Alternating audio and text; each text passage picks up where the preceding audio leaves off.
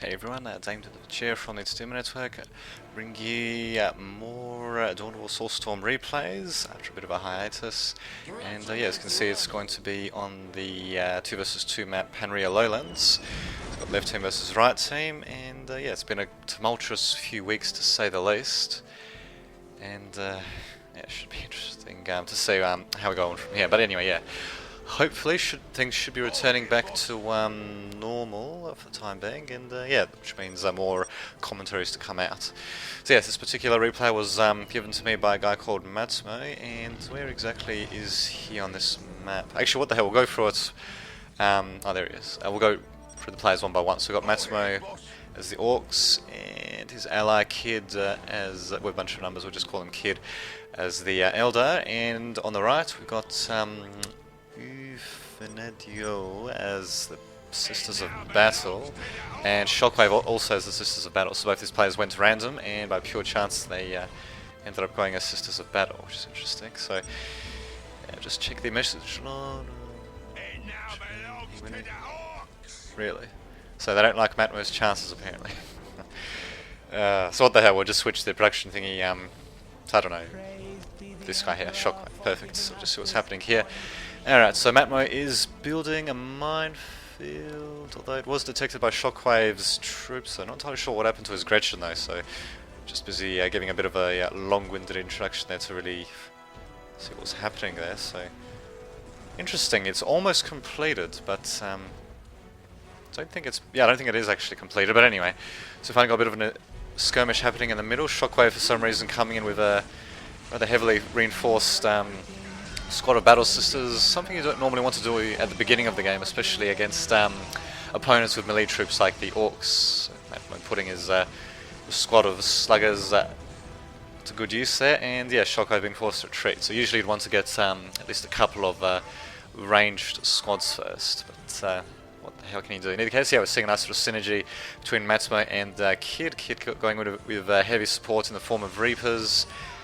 Let's see, for some reason they didn't go for the Dark Reaper Exarch to reinforce them, and just reinforce them with another standard trooper. Normally you'd see them get a Dark Reaper Exarch first, because not only does it do a little bit more damage and has a bit more health than the other Reapers in his squad, he also enhances the amount of damage they do as well, so not shabby. And yeah, we've also got Matsumo with his Orcs providing the melee complement to those Dark Reapers, so just ensure that these Sisters of Battle are basically on their ass. But in the case here, we do have a bit of harassment by, what's his name? We'll just call him Fines. Yeah, Fines, there we go. Or Fine. Anyway, he's coming in with a squad of Seraphim, managing to kill off apparently one of the builders. And I don't know if he killed off both of them actually. Don't know, can't see where his other one is, but anyway, he managed to kill one of them, creating a plasma generator, so doing a good job in harming Kid's economy, and he might actually be able to take out the listening shrine. And here we go, Bonesinger going into melee against these Seraphim. Definitely a very desperate maneuver by Kid, especially given that Bonesingers don't really do much to melee damage, of course, and they've got pretty crappy health. At the same time, we do have a bit of a battle happening in the middle. It looks like... Yes, okay, that's Shockwave's troops. Yeah, Shockwave also coming out with Canoness, yeah, leaving Matsumo to fall back. Unfortunately, yeah, Matsumo, since he doesn't have the range support... Oh, there we go. Since he didn't have the range support previously of Kid, there wasn't too much he could do, though Kid needs to watch out what he's doing with his troops there. Needs to get him off a fleet of foot as quickly as possible when they're standing still and firing. And there we go, finally the Reaper's coming back. But, as you can see, that Fine guy is still harassing the crap out of these... Bonesingers. We've actually got quite a few coming in. There we go. Kid finally sending a squad of Dark Reapers out. I don't know if it'll be enough. Actually, yeah, it should be. Seraphim don't do too much damage still. Don't have to tell at this point, but anyway. Also got Shockwave coming in with an early Canoness upgraded with the Inferno pistol, and using the good old lay hands ability. Missionary on his Seraphim, not his Seraphim, on his Battle Sister squad. So yeah, a bit of back and forth action indeed. And finally Matsumo bringing in some ranged troops, bringing in a couple of his own shooters, which is something he probably could have done a bit earlier, although relying on the Dark Reaper's range support was pretty effective until those Seraphim came in to distract kids' forces a bit there. But, oh, what the hell, still not too shabby. And yeah, we've got Matsumo teleporting into the middle of these battle sisters. I think he actually teleported to the top right of their squad, actually forcing them, well, didn't really force them, but I suppose convincing Shockwave to, instead of running backwards, which is what he should have done, should have started running backwards towards his own base or his allies' base. I suppose he instead, yeah, just ran in the opposite direction straight into the fire of these shooters. So I don't know if that was intentional or not, but still, it's not such a shabby effort by Matsumo. He just needs to watch out with his shooters, though. They don't have much health, so taking a couple of hits there. But yeah, overall it looks like the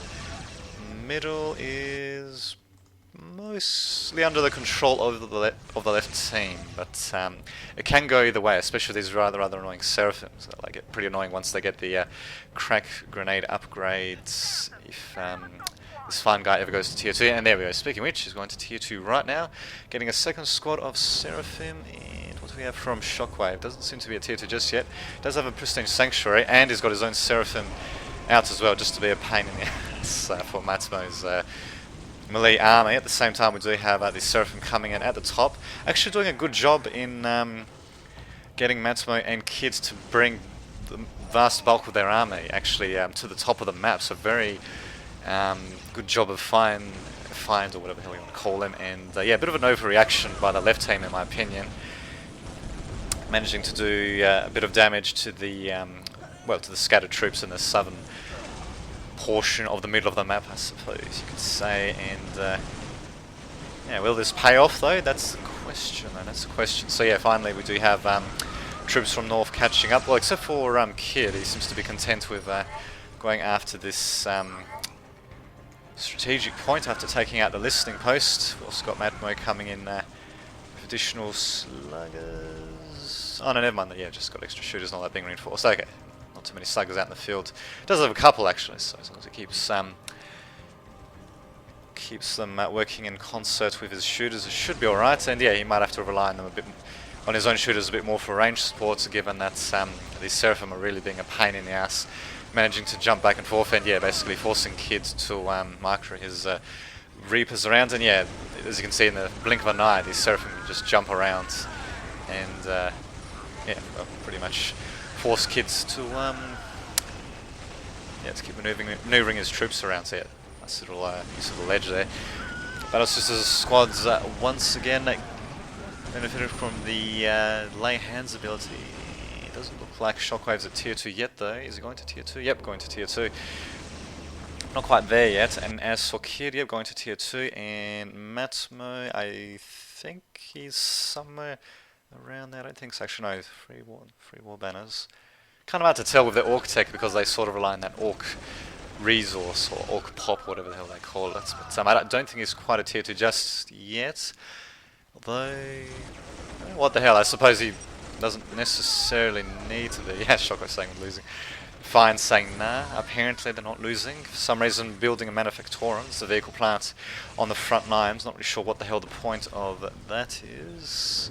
Because if they want to build it on the front lines, you'd want to build it a little bit further back than that. But anyway, it also goes to show that this Fines guy's reached tier 2 is going for a vehicle heavy route, while Shockwave presumably is going to be going for a holy reliquary to complement the vehicles used by Fine. I don't know. In any case, yeah, Matmo upgrading his troops with big shooters. Doesn't here we go. He does have a couple of sluggers as well. Perfect. Yeah, as for shooters, normally it's not really worth upgrading them with a Nob Leader, because I'm pretty sure the Nob Leader's slugger, or well, whatever his uses shooter, I suppose. Yeah, his shooter, as you can see, does not actually have the same range as the big shooters of the shooter boy. So normally there's not really much point at putting a Nob Leader in a shooter boy squad, unless if I suppose you're expecting them to take a bit of frontline damage. But ideally you should really have your melee troops, such as actually there's shooters anyway, such as these Nob Leaders actually in front. And yeah, these not Nob Leaders, but Slugger Boys assisted by Nob Leaders out in front. So I don't know why the hell Matmo is actually leaving them back there. They really need to be in the front of this right now. And we also got a good use of transports by Find, so getting his troops into the fray, as well as that angelic visage ability being used by the Seraphim, so giving a pretty hefty damage bonus, given that they're basically affecting all of the troops really. So I think we might have actually seen a couple of squads using that ability at once. And there we go, Matmo finally getting, must be around tier 2 now, yeah, I think he is actually around tier 2 now, getting those tank busters out with the stealth upgrade as well by the looks of it, and yeah, just forcing Shockwave and Find troops back for the time being. And yeah, the problem is though, the longer they leave these listening posts in the well, in the hands of the enemy, then more of an economic disadvantage that they'll be at. So it's got to be a bit tricky for them to come back though. The game does still have a little bit to go though. I kind of wish that this little thing wasn't there. That actually, I suppose I could minimize it, but then you don't get to see production tabs and such, which kind of sucks. But oh well, what can you do? Yeah. And tank bus is getting detected. Ah, okay, so it must be the missionary detecting them. And yeah, Battle Sisters basically trading a few shots with the Orc and Elder forces. Rather unlikely alliance indeed. And what do you know? The Nob leader in this Shooter Boy squad is actually being put to good use. He's actually acting as a bit of a damage sponge. But really, you're supposed to be using the lead troops to absorb the damage, and also to try to get these ranged troops to run around while your own ranged troops pound them from afar. You probably afford to get Nob squads out, and of course, just as I say that, he gets a Nob squad out right there, going in with a Nob leader. Not as necessary to get a Nob leader for Nob squads as it is for regular Slugger squads, but what the hell, I suppose I'll also go for that. It also provides a bit of a morale bonus, which is not too shabby, and I don't know if these Seraphim have been upgraded to crack grenades or not, but in either case, yeah, they're going to be taking pretty severe amounts of damage, thanks to that Harlequin using that Dance of Death ability and the Kiss of Death ability as well. I think it's just actually the Harlequin's Quick Kiss ability, so managing to barely save that Listening Shrine. Teleporting in a Bone Singer, presumably to help repair it as well, so not too shabby. And depending, there we go, yep, these Dark Reapers should be able to take out the remaining Seraphim. Bam. Down they go. I'm surprised actually they couldn't just jump away. Interesting. But these ones apparently made it. Huh. Must have been a different squad. And yeah, as you can see, both teams doesn't look like... Ah, there we go. We're finally starting to see a bit more heavy offensive vehicle use. Viper coming out with a... Not Viper, I meant Kid coming out with a Vampire. Shoko saying we better not camp, and indeed does have one hell of a point there. And yeah, they're probably going to be a bit disappointed in what they're going to be seeing from their opponents in terms of Vipers and all that. Rhino Transport managing to stay up for quite a while, and we do have Warp Spiders and such coming in for Kid though, so really going to be tearing into the troops. As you can see, the Angelic Visage managing to do a good job in keeping the Seraphim unbroken, their morale unbroken that is, and get them to fire for a bit, well, for more damage, but in my opinion they should have used that Angelic Visage ability before they jumped from the front lines of the right team. But what can you do? Instead they're just going to jump back now, and yeah, as you can see, the right team is their armies are in complete disarray, and we've got craploads of war tracks being used as well. Yep, they're being upgraded with bomb chuckers. And yeah, I suppose at this point it doesn't really matter too much if Matmo has much of a melee presence on the field. In fact, it might actually be a bit counterproductive, because those bomb chuckers, I'm pretty sure they do friendly fire. Actually, it doesn't say there, but yeah, I'm pretty sure they do friendly fire and friendly knockback as well. So I suppose the knobs, yeah, that could be used as a bit more of a green shield. But whoa, what do we have here? We've actually got Rhino Transport delivering quite a few troops, just Battle Sisters though, no Celestians into the field. So I don't know why the right team hasn't gone for any Celestians just yet. They'll certainly want to get some out now. There we go. Shockwave finally getting a couple of Celestians out. Try to take those pesky war tracks out, because yeah, they're pretty good at disruption once they have the bomb chucker upgraded, but as you can see, they don't have too much health for a vehicle unit to say the least. And speaking of which, it looks like the transport vehicle, yep, the Rhino Transport has been destroyed, so kind of leaving Find in the lurch there, so getting quite a few of his troops taken out. In fact, yeah, he's going to lose both squads. Very unfortunate. Matsumo is apparently also going to tier 3, yep, getting the Orky Fort upgrade, and... saying I sucked, yes. So getting Celestians, but a bit late now. Basically, they're... yeah, the anti-infantry, infantry-based armies are... whoa, what the hell? Okay, that's interesting. They just all seem to die simultaneously. But anyway, yeah, the army's basically getting decimated. Matt was saying good GG, and something from Kid, which is presumably GG. Ah, there we go. Now let's see. Oh, probably should have said to everyone, but anyway. This game apparently goes for a bit longer, but I think I'll just fast forward a bit. We'll just see what doomed defense they make there. Oh, there we go. Someone else being kicked. I think it was just a spectator, and yeah, it should be pretty soon. So, yeah, overall, not bad play between both teams. Though a couple of mistakes made here and there that I pointed out. And, yeah, just generally should have seen a better mixture of forces from the right team. Although, yeah, when it came to the left, they overreacted in a few circumstances, which did end up costing them troops. So, unfortunately, yeah, right team not being able to seize on the couple of opportunities they had there. So, what can you do? So there you go, good game. And yeah, until next time, this has been Dame Dudovich signing off.